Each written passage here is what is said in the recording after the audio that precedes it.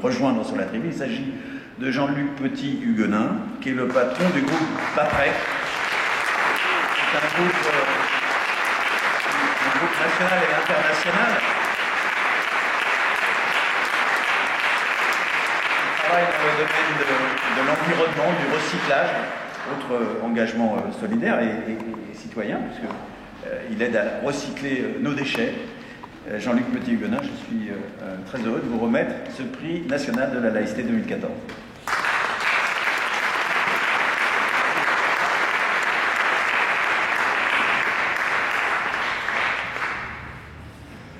Alors, vous avez entendu des théoriciens très brillants, et je vais en profiter pour dire que vos travaux ne servent pas à rien, puisque avant de prendre mon initiative, eh bien, j'ai lu vos livres et je m'en suis inspiré, et j'en ai fait une déclinaison libre. Alors, effectivement, Paprec a fait une charte de la laïcité, et je dirais que cette charte, il faut la replacer dans son contexte. Depuis 20 ans, cette entreprise, quand je l'ai fondée, elle employait 40 personnes, nous sommes 4000 aujourd'hui, on a multiplié notre chiffre d'affaires, l'emploi, etc. par 100 à peu près.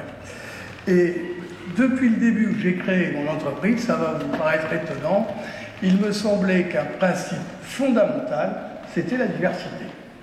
Et donc, quand j'ai démarré mon entreprise, j'ai accroché, en espèce de geste fondateur, le fait qu'il fallait respecter les gens et respecter la diversité. Donc, hommes, femmes, de toutes les couleurs, de toutes les pensées, et puis aussi des choses auxquelles on oublie, non diplômés, diplômés, jeunes et vieux.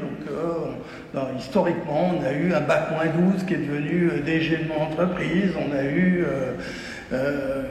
un certain nombre de gens qui ont fait des parcours tout à fait étonnants. On a recruté des plus de 50, plus de 55 et même plus de 60 ans. Et donc on s'est battu là-dessus de façon très importante, avec une idée, Pierre Berger, ça va le faire sourire, parce que quand je me suis lancé avec cette idée-là, on m'a dit, ben, c'est bien les idées généreuses, mais tu vas juste te casser la figure. Et puis, je dirais que 20 ans plus tard, ben, je ne me suis pas cassé la figure, et j'ai démontré que la diversité était une vraie idée qui permettait de faire du business, de progresser, parce que la motivation des gens, c'est quelque chose de fondamental. Alors on a reçu, et vous verrez, c'est pour ça que je veux préciser le contexte, un tas de prix, et notamment pour notre combat pour l'égalité des hommes et des femmes. Très récemment, nous avons été ambassadeurs de la CE pour leur programme de lutte contre les discriminations. On a fait le départ du Tour de France de l'égalité pour le MEDEF, etc. Et alors, c'est dans cet esprit-là que nous sommes arrivés à la laïcité. Alors, vous allez me dire, pourquoi, quelle mouche a donc piqué ce chef d'entreprise de vouloir parler de laïcité, alors qu'avant, il était sur un terrain qui semble légitime, la diversité, et puis il vient sur la laïcité. Ben, je voudrais vous dire que tout simplement, la laïcité est le complément d'objet direct de la diversité.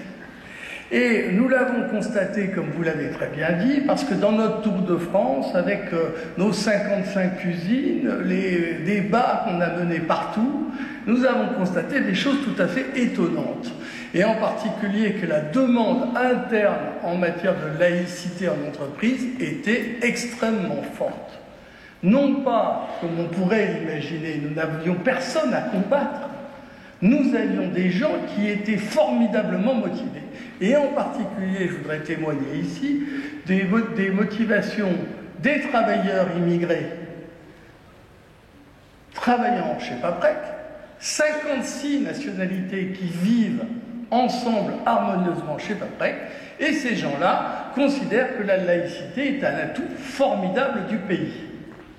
Alors, comme je l'ai dit, quand j'ai créé mon entreprise il y a 20 ans, j'avais parié sur la diversité, et je me suis dit, avec mes équipes, il faut imaginer qu'on y a réfléchi, on n'avait pas de problème, on a impliqué le comité de direction, ça nous a pris, on va dire, 18 mois pour faire toute cette opération, avec les syndicats. Effectivement, ce vote incroyable, puisqu'à la fin, c'est 100% des gens qui ont adopté la charte de la laïcité, on n'a même pas eu un opposant, on a pu faire venir des journalistes avec le délégué CGT, CFDT, EFO, CFTC, UNSA, qui ont tous dit on trouve ça super.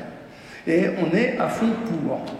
Et donc là, se passe quelque chose de très important, c'est que, effectivement, comme l'a dit Anne Hidalgo tout à l'heure, elle parlait de Paris comme une ville-monde. Eh bien, quand vous avez 4000 personnes, ça commence à ressembler, alors en plus petit, mais à une entreprise monde avec plein de nationalités et une demande extrêmement forte autour de la laïcité et des valeurs de la République. Alors c'est pour ça qu'on l'a adopté. Et là, il nous est arrivé, alors j'ai entendu tout à l'heure que l'arrêt Babilou avait été une victoire. Alors pour être tout à fait honnête, pour un chef d'entreprise comme moi, je l'ai plus ressenti comme une victoire à la Pyrrhus. C'est-à-dire que avant l'arrêt Babilou, on avait quelques espoirs. Vous l'avez évoqué, madame, tout à l'heure. Est-ce qu'on pouvait être une entreprise de tendance laïque, puisqu'il y a des entreprises de tendance catholique ou juive, etc. Eh bien, malheureusement, la Cour de cassation a plutôt refermé le dossier. On avait un espoir encore plus grand sur le fait que si on n'était pas entreprise de tendance, un chef d'entreprise avait la responsabilité de la paix sociale à l'intérieur de ces usines, et par voie de conséquence, qu'au titre de la paix sociale, surtout dans mon cas où j'avais fait voter par tout le monde, ça pourrait être, on pourrait appliquer la laïcité en entreprise. Alors visiblement, la Cour a dit non, très imprégnée par ce qui se passe au niveau de l'Europe, avec la Cour des droits de l'homme, qui pense de façon très claire que la liberté religieuse est quelque chose d'absolument fondamental. J'en profite pour vous dire, je pense que tout le monde est convaincu dans cette salle, que nos salariés, les gens, nous ont dit quelque chose de fondamental sur la liberté religieuse, c'est que la laïcité est la protection des croyants modérés et que la laïcité combat les fanatiques. Et donc c'est ce point-là qui fait que tous les salariés sont favorables à cela. Mais alors là, au moment où je vous parle, il faut bien vous dire que, puisqu'on avait fait un pas en avant, on avait conscience, j'avais conscience avec mes équipes, qu'on était, j'allais dire, militants. On est un peu dans le désert aujourd'hui, parce que, effectivement, si on vient m'attaquer, je pense que notre charte de la laïcité est non conforme au droit actuel. Alors, je dirais que ce n'est pas grave, parce qu'il y a des combats sur lesquels on peut accepter que ça se passe pas toujours très bien. Je voudrais dire qu'un certain nombre de fanatiques ont promis, parce que j'avais proposé cette loi, de me mettre une balle dans la tête. Pour l'instant, visiblement, ils m'ont raté. Je dirais qu'il nous reste deux voies. Alors d'abord, en particulier, on a parlé à plusieurs reprises, et je voudrais féliciter Alain Sexig et le Haut Comité à l'intégration, parce que, effectivement, le HCI, à l'époque, avait ouvert des voies extrêmement intéressantes pour les chefs d'entreprise qui ont plutôt été refermées par Jean-Louis Bianco, plus récemment. Donc, alors, je dirais, qu'est-ce qui nous reste comme option aujourd'hui ? Il nous reste en un, monsieur le ministre, que votre projet de loi revienne sur, puisque au cas où vous l'auriez oublié, mais je ne crois pas, Paprec est une entreprise qui a appliqué la loi Glavany qui aurait été votée, puisque c'était exactement ça, un chef d'entreprise qui réunit et qui fait voter. Et donc on l'a fait un peu en avance.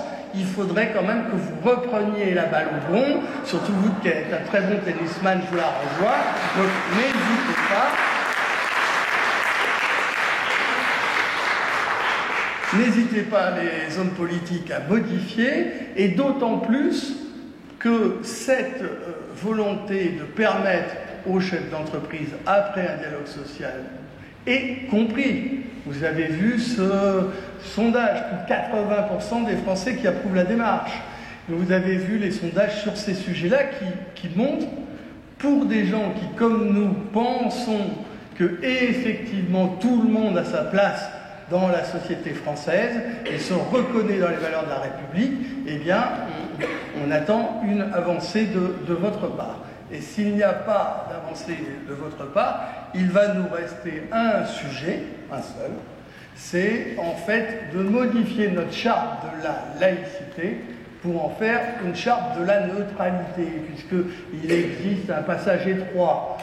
Aujourd'hui, la laïcité, si rien ne change, c'est réservé à l'État, et il va nous rester à nous, chefs d'entreprise, le passage très étroit.